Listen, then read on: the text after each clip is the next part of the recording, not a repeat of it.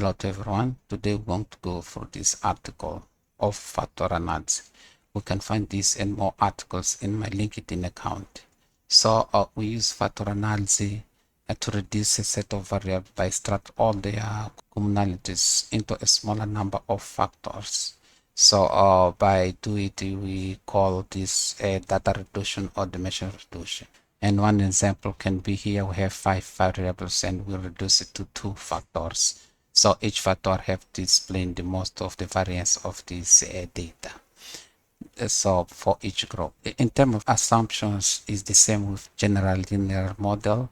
We have to observe a linear relationship between variables. No multicollinearity. Variables have to be relevant, and the correlation between the factors and the variable have to be true correlation, because sometimes can have some correlation by chance, and this can affect the results. So also we have to have a sufficient number of variables, because each factor is composed by a group of variables.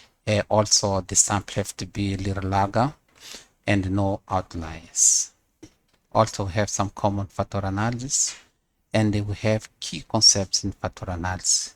Factor loading, that it's like correlation coefficient that represent correlation between the variables and the factor.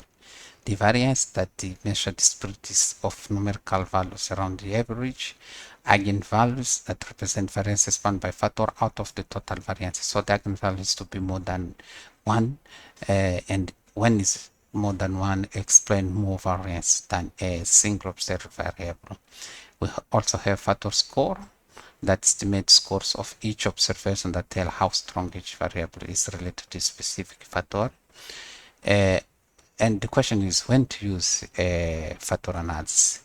We use usually when we have large data set, and by doing so we simplify the complexity of data and find the hidden patterns. So we have 2 types of factor analysis. Confirmatory factor analysis, that the researcher start with a hypothesis about the data to confirm or disconfirm the underlying factors, types, or dimensions. And also we have exploratory factor analysis, that is undertaken without any hypothesis in mind. For this process, the researcher sees whether there exists association between the initial variables and how they are grouped. So we can rotate it to improve the way we see the results. Some challenges is that we have to have the knowledge of the product that we are doing the analysis. Some factor analysis step, we have to determine if the data is suitable for factor analysis. We have a Bartlett test to check correlation fatigue if it's suitable for factor analysis. We have Kaiser to verify the sample adequacy. We also have to choose the extraction method in step 2. We have some extraction method. We have principal component analysis. We have common factor analysis, principal axis factoring, and add. So thank you. You'll be able to find these articles in my LinkedIn account.